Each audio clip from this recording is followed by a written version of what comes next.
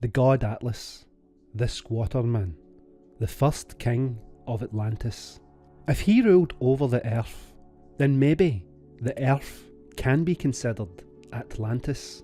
The Richat structure, located close to the Atlas Mountains, may be a remnant of this manifestation.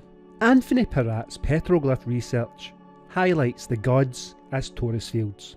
Not only is Atlas no exception, he is one of the most prominent figures to manifest from a celestial sphere.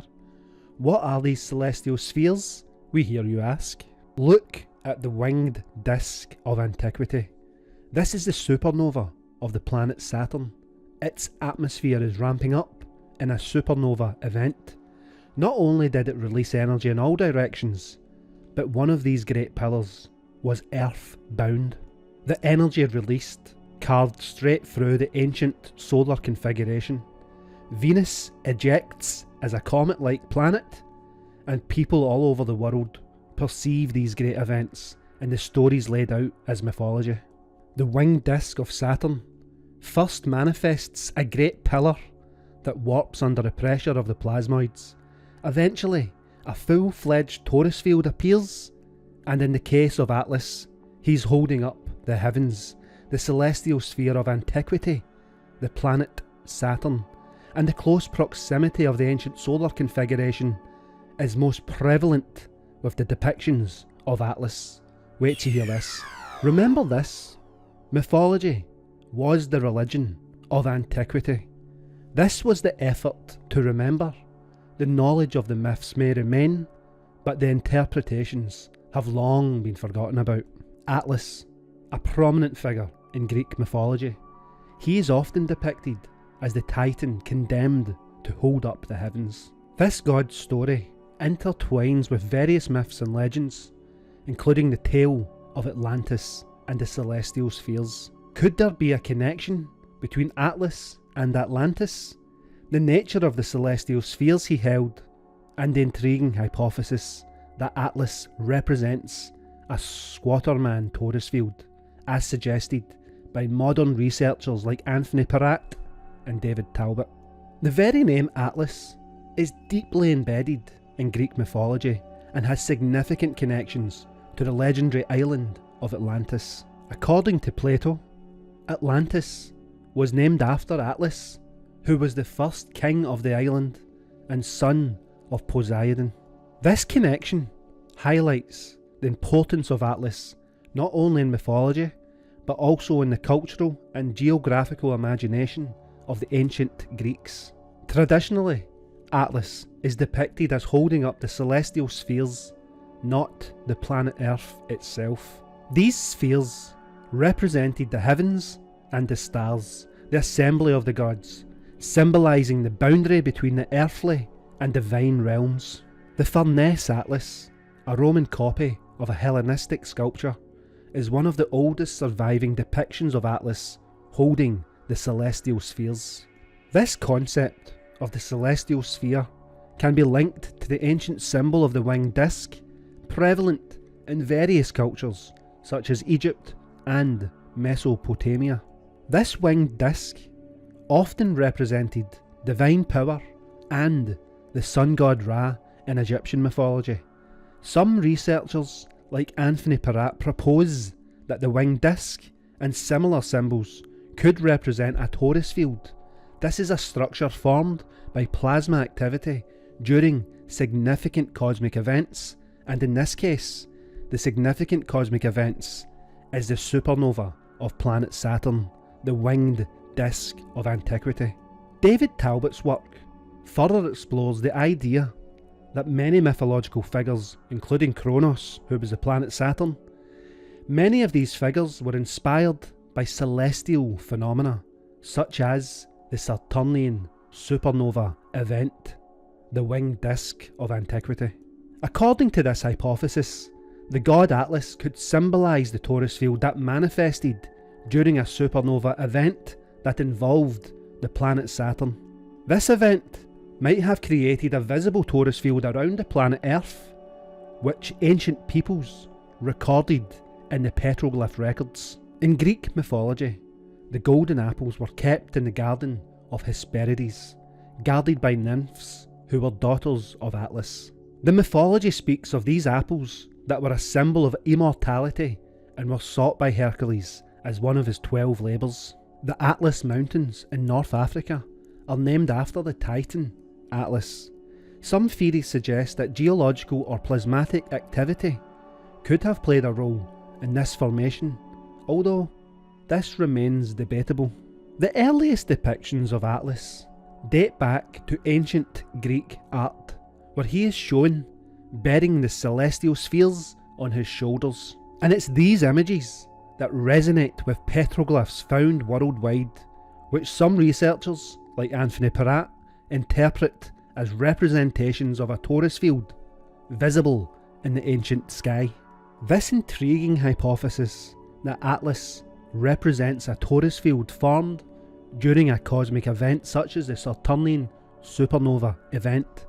This adds a modern scientific dimension to this ancient myth, bridging the gap between mythology and astrophysics. In addition to Atlas, the concept of celestial spheres is central to the cosmological models of ancient Greek philosophers like Plato and Aristotle.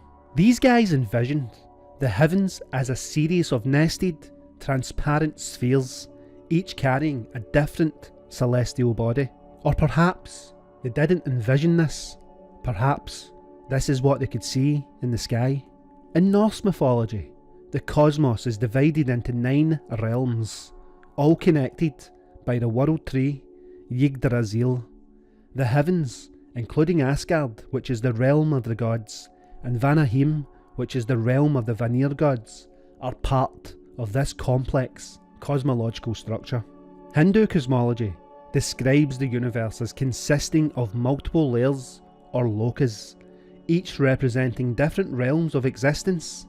The celestial sphere, the Varga, is the abode of the gods and is often depicted as a series of concentric circles, the ancient solar configuration.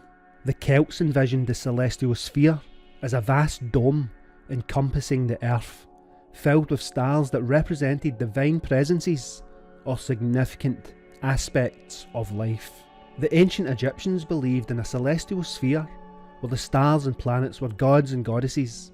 The sky goddess Nut was often depicted arching over the planet Earth, and this is thought to have symbolised the heavens. Islamic scholars during the medieval period adopted and expanded upon the Greek concept of celestial spheres. They integrated these ideas into their own cosmological models, which were influential in both the Islamic world and medieval Europe. These myths and cosmologies reflect humanity's enduring fascination with the heavens and our attempts to understand the universe's structure and our place within it. The ancient Egyptians had a profound and intricate relationship with the stars, which played a significant role in their culture, religion, and their daily life. The Egyptians believed that the stars were linked to the gods and the afterlife. They thought that upon death a person's soul would ascend to the stars, joining the divine realm, the Akashic record. Nut, the sky goddess, was often depicted arching over the earth, symbolising the heavens. She was believed to swallow the sun each evening and give birth to it each morning, representing the cyclical nature of life and death and the sun. Egyptian astronomy influenced later Greek and Islamic astronomers. The city of Alexandria became a centre of scientific activity, where Egyptian, Greek and Babylonian astronomical traditions merged.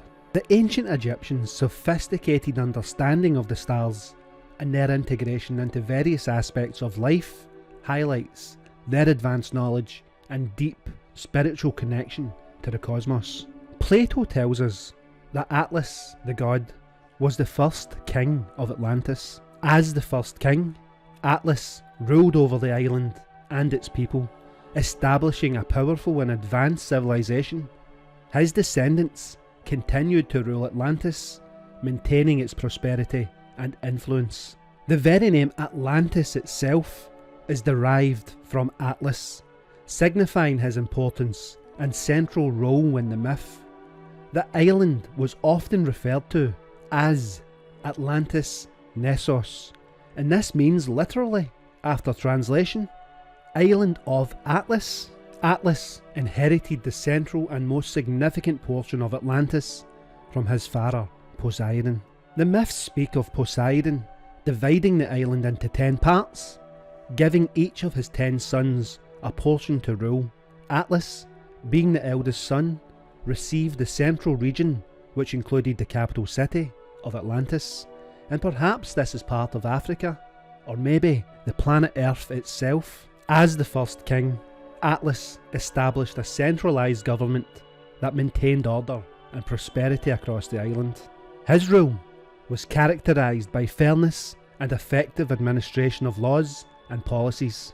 Under the rule of Atlas, Atlantis became known for its advanced technology, agriculture and architecture, as well as culture itself. The Atlanteans were skilled in engineering, building impressive structures such as temples, palaces and even harbours. The fertile plains of Atlantis allowed for prosperous agriculture, which supported the thriving economy. Atlas's legacy as a strong and wise ruler was immortalised in mythology, symbolising the ideal king who balanced power with justice. Atlas's rule over Atlantis is a blend of myth and legend, reflecting the ancient Greeks' ideals of leadership and civilization. These stories continue to captivate imaginations, offering a glimpse into a mythical past where divine heritage and human ingenuity combined to create a utopian society. But what do you guys think about this? Could Atlas have once been the Taurus field, perceived as the king of the world? Comments below, and as always, thank you for watching.